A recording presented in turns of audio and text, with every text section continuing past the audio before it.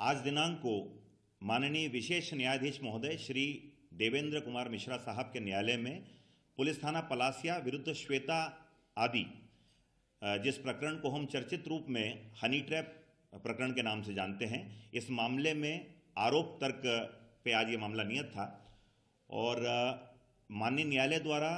आरोपी पक्ष और अभियोजन पक्ष दोनों पक्षों के आरोप पर तर्क सुने गए। तत्पश्चात सभी 8 आरोपीगण, जिनके नाम मोनिका यादव, आरती दयाल, श्वेता पति स्वप्निल जैन, श्वेता पति विजय जैन, बरखा सोनी, रूपा अहिरवार, अभिषेक ठाकुर और ओम प्रकाश कोरी, ये 8 आरोपियों के नाम हैं। इन सभी पर विभिन्न धाराओं में आरोप तय कर दिए गए हैं। जो धाराएं अधिरोपित की गई हैं वे धारा 420 जो छल या धोखाधड़ी से संबंधित है, धारा 385 व 390 जो धमकी देकर रुपये उद्यापित या रुपये ऐंठने संबंधी धारा है, धारा 120B जो आपराधिक षड्यंत्र से संबंधित है, वह धारा 467, 468 व 471 भारतीय दंड विधान जो दस्तावेजों की कूटरचना और उन कूटरचित दस्तावेजों को असल के रूप में, सत्य के दस्तावेज के रूप में उपयोग में लाना, इन सब से संबंधित ये धाराएं हैं। तो सभी 8 आरोपीगण के ऊपर एक समान सभी धाराएं अधिरोपित की गई हैं, आरोपित की गई हैं। ये मामला जो हनी ट्रैप प्रकरण है, ये सन 2019 का है, जिसमें नगर निगम इंदौर के सिटी इंजीनियर हरभजन सिंह, जिनका विगत कुछ माह पूर्व देहांत हो चुका है, इन्हें प्रवंचित करके, अनन्य कारणों से प्रवंचित करके विजयनगर स्थित एक होटल में बुलवाया गया। वहाँ जो आरोपिया गण थी उनके द्वारा इनसे अंतरंग संबंध स्थापित किए गए और इन अंतरंग समय को, इन संबंधों को छुपे हुए वीडियो कैमरास में कैप्चर किया गया और इन जो फुटेज था, वीडियोस थे, इन्हें वायरल करने की धमकी दी गई ताकि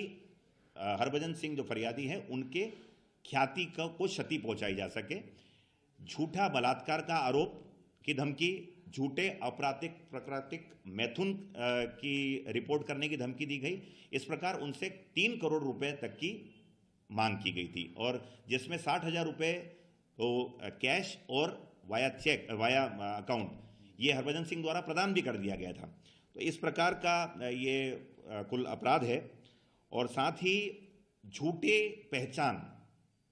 मतलब प्रतिरूपण द्वारा छल भी किया गया है। कोई व्यक्ति का नाम कुछ और है और असल नाम कुछ और है और कुछ दूसरे नाम से वो रुकता है और वहाँ पर वो धोखाधड़ी का अपराध करता है, होटल में झूठे दस्तावेजों के साथ वो रुके हैं। तो इस प्रकार का ये पूरा अपराध है और इस मामले में आगामी तारीख माननीय न्यायालय द्वारा 8 फरवरी 2025 नियत की गई है, जिसमें मुझे अभियोजन पक्ष की ओर से जो साक्षियों की सूची है, जो इस मामले को सिद्ध करने के लिए हम साक्षी बुलाना चाहते हैं, उनकी सूची प्रस्तुत करना है, जिसे विचारण कार्यक्रम कहा जाता है। तो 8 फरवरी इस बात के लिए नियत की गई है। सर, अब इसमें इनके देहांत के बाद क्या होगा केस में? फरियादी हरभजन सिंह का देहांत कुछ माह पूर्व हो चुका है। अब ये एक विधिक स्थिति है कि क्या, क्योंकि इनके जो हस्तलिपि में जो आवेदन दिया गया है, उस हस्तलिपि को भी हमें, जो इनका परिवारजन होगा या चूंकि ये शासकीय अधिकारी कर्मचारी थे तो वहाँ से इनकी हैंडराइटिंग की, इनके द्वारा ही वो एप्लीकेशन लिखी गई, आवेदन लिखा गया है। हस्ताक्षर जो किए गए हैं उनका मिलान हमें किसी अन्य साक्षी को बुलाकर और उस आवेदन की हस्तलिपि और हस्ताक्षर को सिद्ध करना पड़ेगा। तो एक विधिक स्थिति है जो इस केस के आगामी प्रक्रम तक हमें मालूम पड़ेगी कि हमें कितने साक्षियों को उनके बयानों को सिद्ध करने के लिए, उनके आवेदन, उनके हस्ताक्षर, उनकी हस्तलिपि को सिद्ध करने के लिए किन किन साक्षियों को हमें आहूत करना है। साथ ही एक विधिक स्थिति संभवतः ये भी हो सकती है कि चूंकि वो अंतिम बयान पुलिस को जो देकर गए हैं और न्यायालय में कथन होने के पूर्व उनकी मृत्यु हो चुकी है, तो संभवतः हम इस प्रकार का भी प्रयास करेंगे कि उस कथन को मृत्यु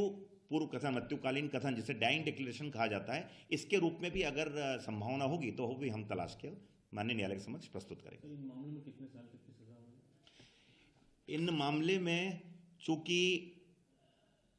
जो सबसे बड़ी धारा इसमें है